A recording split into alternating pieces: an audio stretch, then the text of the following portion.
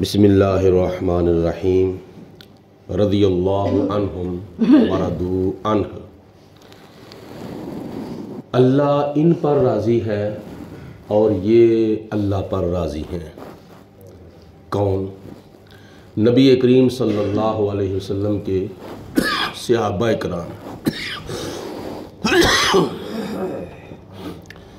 یہ بھی ان کا ایک مقام ہے اور یہ بھی ان کی ایک فضیلت ہے پوری امت پر کہ جن کے اوپر راضی ہونے کا اعلان اللہ پاک کی ذات نے کیا ہے کہ آنے والے لوگوں ان کے بارے میں کوئی ایسی سوچ نہ رکھنا جو مجھے ناپسند ہو۔ میں ان پر راضی ہوں اور یہ مجھ پر راضی ہیں۔ یعنی اللہ رسول کی رضا حاصل کرنے والے انہوں نے کام کیے تھے۔ ساری زندگی صحابہ کرام نے اللہ رسول کی اطاعت و فرما برداری میں گزاری تو اللہ پاک کی ذات نے ان کو رضا اور خوشنودی کا سرٹیفکیٹ عطا فرما دیا تھا۔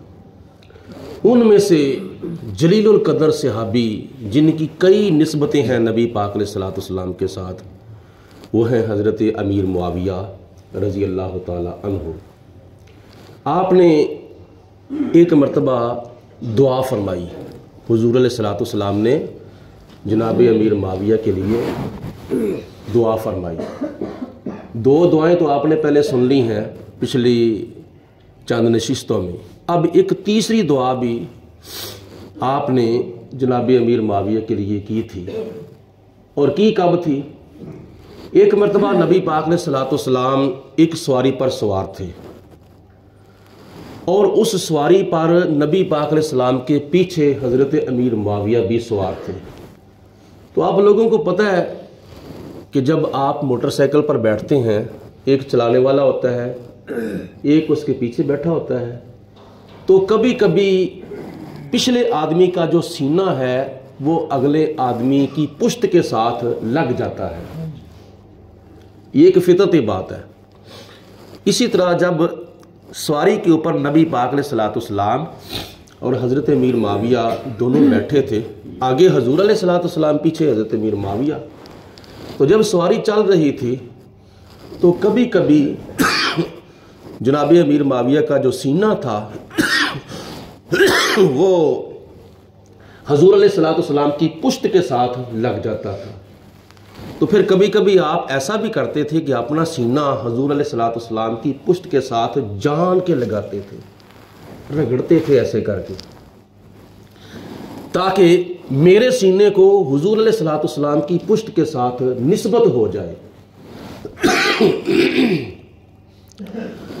تو حضور علیہ الصلوۃ والسلام نے فرمایا کہ اے امیر معاویہ، آپ کے جسم کا کون سا حصہ میری پشت کے ساتھ لگ رہا ہے؟ تو جناب امیر معاویہ عرض کرتے ہیں، یا رسول اللہ، میرا سینہ جو ہے وہ آپ کی پشت کے ساتھ ٹچ ہو رہا ہے، مس ہو رہا ہے۔ اس وقت نبی پاک علیہ السلام نے اپنے ہاتھ اٹھائے اور ہاتھ اٹھا کر اللہ کی بارگاہ میں عرض کی، اللہم املہ علما و حلما۔ یہ ایک دعا کی، اس کا ترجمہ یہ ہے کہ یا اللہ، حضرت امیر معاویہ کے سینے کو علم اور حلم کے ساتھ بھر دے۔ اللہم املہ، یا اللہ بھر دے ان کے سینے کو، کس چیز کے ساتھ؟ علم کے ساتھ اور حلم کے ساتھ۔ علم کا معنی ہے جاننا اور حلم کا معنی ہے بردباری، حوصلہ، قوت برداشت، ذاتی طور پر غصہ پی جانا، یہ حلم کا معنی ہے۔ اب حلم کا معنی یہ نہیں ہے کہ اگر کسی طاقتور نے کمزور کے اوپر زیادتی کی ہے تو کمزور جو ہے وہ برداشت کر گیا ہے۔ حلم کا معنی یہ نہیں ہے۔ حلم کا معنی، بردباری کا معنی، قوت برداشت کا معنی یہ ہے کہ اگر کسی کے پاس طاقت تھی، اس نے ذاتی طور پر کسی کے اوپر اپنی طاقت کو استعمال نہیں کیا، ورنہ اللہ پاک ذات بابرکات کتنا بڑا حلیم ہے، کتنا بڑا بردبار ہے، کتنا بڑا عفو درگزر کرنے والا ہے۔ نبی پاک علیہ الصلوۃ والسلام کی شریعت مطہرہ کے مسائل پڑھ کے دیکھو، قرآن پاک پڑھ کے دیکھو، اللہ پاک کی ذات اس وقت کس کس کو دے رہی ہے؟ سب کو دے رہی ہے۔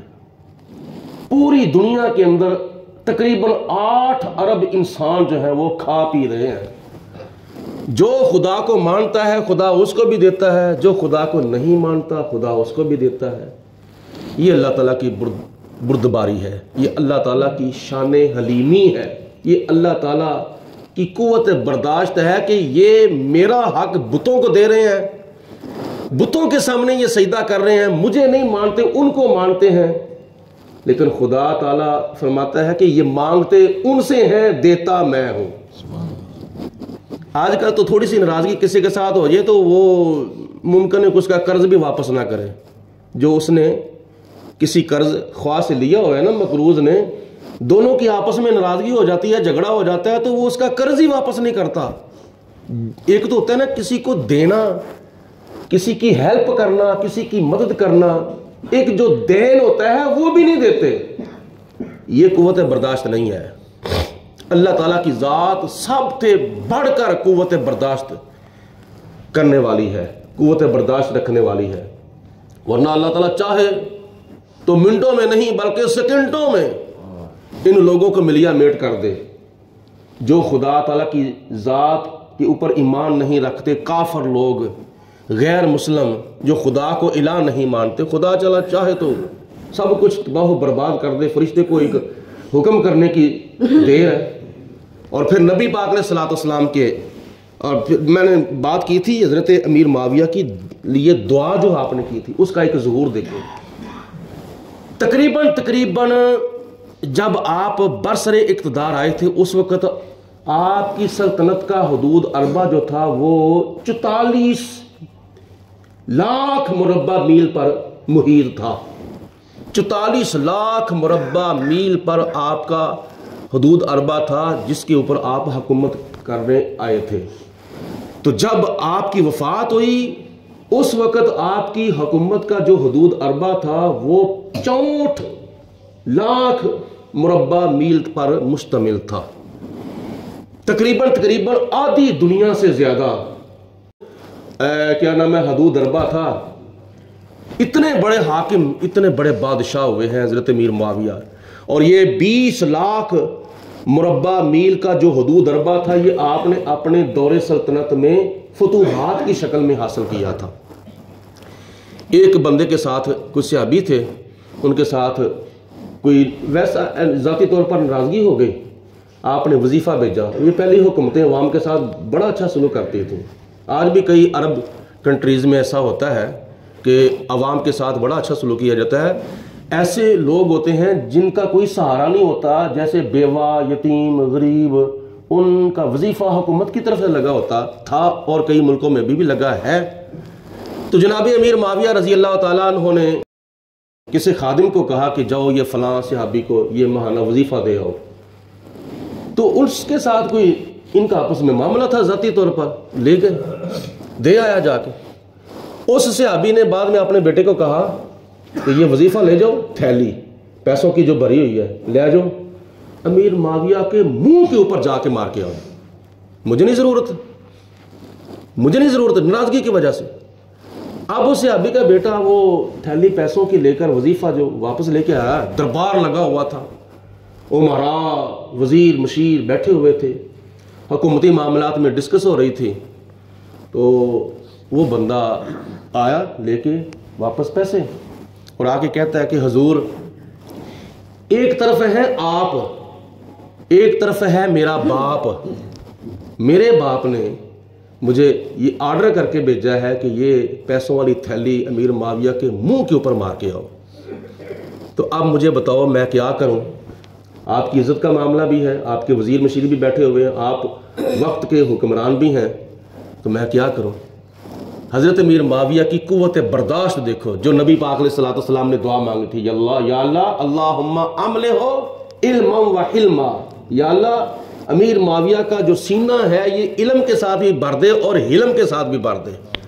آپ نے آگے سے جواب دیا، ایسا کر، میں اب بوڑھا ہو گیا ہوں، میں اپنے چہرے کے اوپر ہاتھ رکھ لیتا ہوں، تو اپنے باپ کی بات جو ہے وہ پوری کر لے۔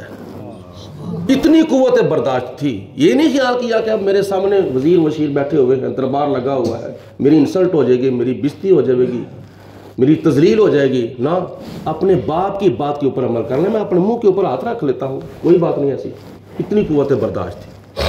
یہ سبق کہاں سے سیکھا؟ دعا بھی ملی تھی اور سبق بھی کہاں سے سیکھا تھا؟ آخری بات عرض کرتا ہوں, نبی کریم صلی اللہ علیہ وسلم جب مدینہ المنورہ سے تشریف لائے, فتح مکہ کے موقع پر کئی ہزار صحابہ کرام کا جلوس تھا آپ کے ساتھ. جب فاتحانہ شان کے ساتھ جب آپ مکہ المکرمہ میں داخل ہوئے تو پھر وہ لوگ جنہوں نے حضرت بلال پر بڑے بڑے ظلم کیے تھے, مسلمانوں کو ظلم و زیادتی کا شکار بنایا تھا, اور ان کی مخالفت اور ان کی زیادتیاں اور ان کے ظلم کی وجہ سے نبی پاک علیہ الصلوۃ والسلام نے ہجرت فرما لی تھی, مکہ چھوڑ دیا تھا, مدینہ المنورہ آپ تشریف لے گئے تھے. اس قدر وہ مکے کے کافر لوگ کافر بھی تھے اور ظالم بھی تھے. تو جب آپ فاتحانہ شان کے ساتھ جب آپ مکہ المکرمہ میں داخل ہوئے, کیونکہ کئی علاقے آپ نے فتح کر لیے ہوئے تھے, یہ تقریباً 27 غزوات جو آپ نے لڑے تھے مدینہ المنورہ میں جا کے, غزوہ بدر, غزوہ احد, غزوہ خندق, تبوک, یرموک, حنین اور کافی غزوات, جب بہت علاقوں تک بڑے بڑے ملکوں تک نبی پاک علیہ الصلوۃ والسلام کا دین جو تھا وہ پہنچ گیا تھا, اور مدینہ المنورہ کو ایک اسلامی ریاست جو تھا وہ بنا لیا تھا. تو آپ جب آئے مکہ کو فتح کرنے کے لیے, مکہ فتح ہو گیا, بڑے بڑے کافر لوگ جو تھے وہ ان کے سر سے لے کر پاؤں تک جسم جو تھے وہ کانپ رہے تھے, ان کی ٹانگیں کانپ رہی تھیں, اور وہ لرزہ برہم دام تھے. پر اب پتہ نہیں ہمارے ساتھ کیا ہونے والا ہے. اب تو مسلمانوں کا نبی جو ہے وہ بدلے جو ہے وہ ہم سے گن گن کے لے گا نا. بڑا انہوں نے سوچا, بڑا اپنے آپ کو خوف زدہ کر لیا, اب ہمارا پتہ نہیں کیا حال ہوگا. تو نبی پاک علیہ الصلوۃ والسلام نے مکہ المکرمہ میں انٹر ہوتے ہی فرمایا, او مکے کے کافروں, یاد ہے تم نے کیا ہمارے ساتھ سلوک کیا تھا؟ خانے کعبے کی تم نے چابی نہیں مجھے دی تھی, میں خانے کعبے کے اندر جا کے نفل پڑھنا چاہتا تھا, چابی نہیں دی تھی. بلال کو بڑا تنگ کیا تھا, ظلم و زیادتی کا شکار کیا تھا. بلال حبشی کے سینے کے اوپر بھاری بھاری پتھر رکھے تھے, مونج کی رسی گلے میں ڈال کر مکے کی گلیوں میں گھسیٹا تھا, اور کیا نام ہے گرم گرم بڑکتے ہوئے کوئلے جو ہیں تم نے حضرت بلال حبشی کی زبان کے اوپر رکھے تھے, جس کی وجہ سے ان کے منہ کے اندر زبان کے اندر لکنت آ گئی تھی. تو اب تمہارا کیا علاج ہونا چاہیے؟ آپ نے جب یہ فرمایا کہ تمہارا اب کیا علاج ہونا چاہیے, تو انہوں نے آگے سے کہا کہ آپ کریم ہیں, آپ کریم کے بھائی ہیں, ہم تو آپ سے خیر کی توقع کرتے ہیں, خیر کی امید کرتے ہیں. اور انہوں نے آگے سے کہا کہ آپ کریم بھی ہیں اور کریم کے بھائی بھی ہیں. وہ کون تھے؟ یعنی حضرت یوسف علیہ الصلوۃ والسلام کریم تھے, اور نبی آپس میں بھائی ہیں, سارے نبی آپس میں بھائی ہیں. تو آپ یوسف علیہ الصلوۃ والسلام کے بھائی بھی ہیں, وہ بھی کریم ابن کریم تھے, آپ بھی کریم ابن کریم ہیں. تو ہم تو آپ سے اچھی توقع رکھتے ہیں, خیر کی اور بلائی کی توقع رکھتے ہیں. تو نبی کریم علیہ الصلوۃ والسلام نے فرمایا, لا تثریب علیکم اليوم, جاؤ میں بھی تمہیں وہی الفاظ کہتا ہوں جو حضرت سیدنا یوسف علیہ الصلوۃ والسلام نے اپنے بھائیوں کو الفاظ کہے تھے. آج تمہارے اوپر کوئی پکڑ دکڑ نہیں ہے, آج تمہارے اوپر کوئی کسی طرح کا بدلہ لینے والا معاملہ نہیں میں کروں گا. یوسف علیہ الصلوۃ والسلام نے میرے بھائیوں کو معاف کر دیا, ذاتی طور پر معاملہ تھا نا. اسی طرح نبی پاک علیہ الصلوۃ والسلام نے بھی مکہ المکرمہ میں ذاتی طور پر کافروں کو معاف کر دیا تھا. حالانکہ کیا کمی تھی آپ کے پاس, بڑا بے شمار لشکر ہو چکا تھا, لیکن آپ چاہتے تو جو ہو سکتا تھا وہ کر سکتے تھے. لیکن آپ نے ارشاد فرمایا کہ تم میں سے پہلوان وہ نہیں ہے کہ جس کو کسی کے اوپر ذاتی طور پر غصہ آ جائے تو وہ غصہ کھا جائے. نہیں, پہلوان تم میں سے وہ ہے جس کو کسی کے اوپر ذاتی طور پر غصہ آ جائے تو وہ غصہ پی جائے.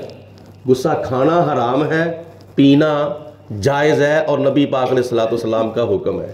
تو یہ ذاتی معاملہ ہو نا آپس میں, تو پھر ایک دوسرے کے معاملے میں قوت برداشت بندے کے اندر ہونی چاہیے۔ آج کل تو کہتے ہیں فلاں نے بات کی ہے تو کی کیوں ہے، کیوں کی ہے، کیونکہ جتنی دیر تک میں اینٹ کا جواب پتھر سے نہیں دے لوں گا تو مجھے سکون نہیں آئے گا۔ نہیں، حضور علیہ الصلوۃ والسلام کی یہ تعلیمات نہیں ہے۔ اللہ پاک ہم سب کو عمل کرنے کی توفیق عطا فرمائے۔ وآخر الدعوانا الحمدللہ رب العالمین۔